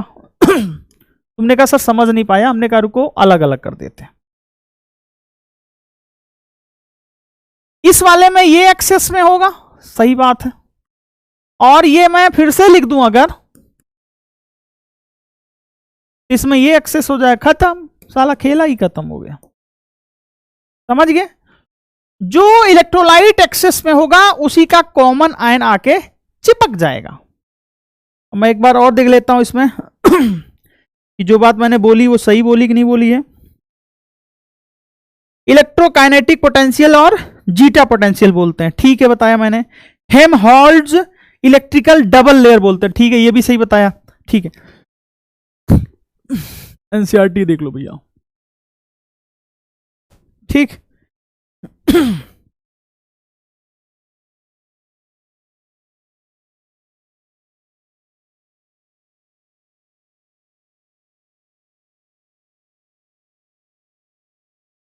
चलो भैया, तो ये वाला सवाल हो गया। ठीक है भाई बेटा, अगर आप मेरे से पूछें कि सर पढ़ना चाहिए, मेरी सलाह है इससे ज्यादा कुछ मत पढ़ो, मेथड याद रख लो, कौन किसके काम आते हैं। ठीक है, लेयर वेयर नहीं याद रखोगे तो भी चलेगा, तो इतना वो सब है नहीं, लेकिन हाँ जेईई में इनके पेपर का एनालिसिस करके एक बार जरूर पढ़ लेना। Bredig's arc method, Bredig's arc method आपको बताया था कॉपर के लिए नहीं होता, गोल्ड सिल्वर है कि B use for the preparation of colloidal solve. Gold silver copper के लिए होता है, कॉपर के लिए होगा, सोडियम के लिए नहीं होगा, ठीक है ना। कॉपर के लिए होगा, गोल्ड के लिए और सिल्वर के लिए होगा। अगर यहां पे दिक्कत है तो मैं यहां पे प्लेटिनम कर सकता हूं। एक मिनट, मैं ऑप्शन ही चेंज कर दे रहा हूं, जो ऑप्शन है ही नहीं एनसीईआरटी में उसको हमें पढ़ने की जरूरत नहीं।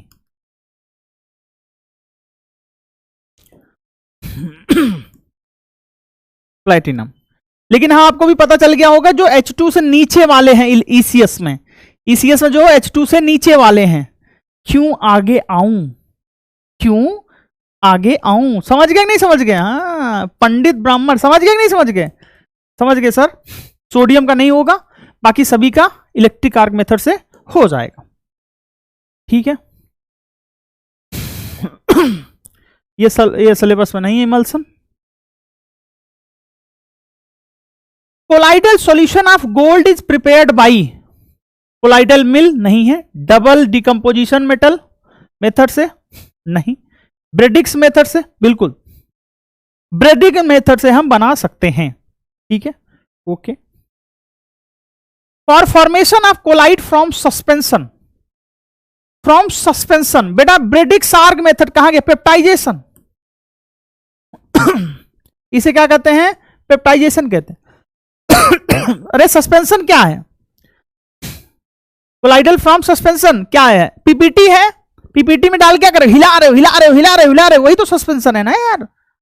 बड़े पार्टिकल से छोटे पार्टिकल्स में लाना क्या कहलाएगा? पेप्टाइजेशन, ठीक है। Colloidal solution of metals like gold, silver and platinum are generally prepared by Bredig's arc method, Bredig's arc method. ये पेप्टाइजेशन है और ये दोनों केमिकल मेथड है, ठीक है। When a freshly precipitated substance is converted into colloidal solution with the help of third substance, this process is known as, क्या बात है, this process is known as peptization बोलते हैं। freshly prepared, freshly prepared को जब हम किसी third electrolyte की मदद से बनाते हैं उसे पेप्टाइजेशन कहते हैं। चलिए, a cleared solution is again converted into colloidal solution, this process is peptization। नहीं, एक minute, a cleared solution is again converted into colloidal solution, the process is called peptization। नहीं,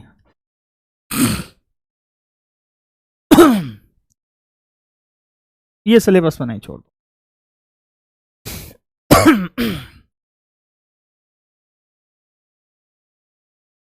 ठीक है ना, पहले एक स्लाइड बची हुई थी तो काट के लेके मैं चला आया था, इतने सवाल भी करवा दीजिए फाइनली। जय हो महादेव की, हर हर महादेव। तो बहुत खुशी हो रही है आज। चलिए, आप लोग जुड़े रहिएगा हमसे, बस लास्ट टाइम यही बोल रहा हूं। कभी भी कोई भी दिक्कत हो, आप हमें जब भी मैसेज करेंगे या हमसे कनेक्ट करेंगे तो प्लीज आप लोग हेलो सर करके मत छोड़िएगा। Hello sir, I am from एकिन 5.0 and my problem is something something something something something. या अगर आप ऐसी बात करना चाहते तो hello sir, I am from एकिन 5.0 and I am belong to फलाना फलाना फलाना। हिंदी में हेलो सर, नमस्कार, मैं हूं फलाने और मैं इस बैच से हूं और मैं यहां से हूं। तो इससे क्या होता है, कन्वर्सेशन बहुत अच्छा होता है, ठीक है। आप ऐप पे भी हमसे जुड़ सकते हैं, क्योंकि तो क्लास खत्म होगी तो आपको ही पता है यार क्लास पे कहाँ मिल पाऊंगा ना। अब तो आप ऑर्गेनिक में बिजी हो जाओगे, भूल जाओगे। रिवीजन मस्ट, रिवीजन करते रहना। शॉर्ट नोट्स दिया हूं, अभी आप मेरी इज्जत नहीं कर रहे हो, लेकिन जब आप अप्रैल में जाओगे तो आप मेरी बहुत इज्जत करोगे, क्योंकि आपकी नजरों में मेरी इज्जत बढ़ जाएगी, क्योंकि तब आप सारे सब्जेक्ट्स पढ़ चुके होगे।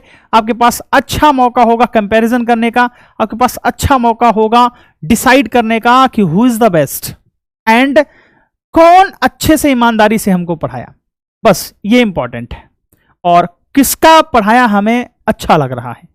या फिजिकल बहुत जगह पढ़ोगे, मेरे को पता है, बट जब आप पढ़े होगे हमसे, नोट्स पढ़ोगे, सब कुछ रिवाइज होगा, मजा आएगा। प्लीज प्लीज प्लीज आपसे रिक्वेस्ट है, हर हफ्ते शॉर्ट नोट्स पलट लेना, बस 30 मिनट निकाल के।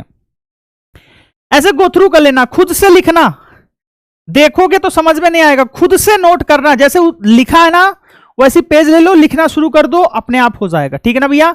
समरी लेक्चर भी मिल जाएंगे, इसका शॉर्ट नोट्स कुछ नहीं देना है, समरी लेक्चर हर चैप्टर में मिल जाएंगे। सरफेस के समरी की जरूरत नहीं है, इसमें एक ही लेक्चर है। ठीक है ना।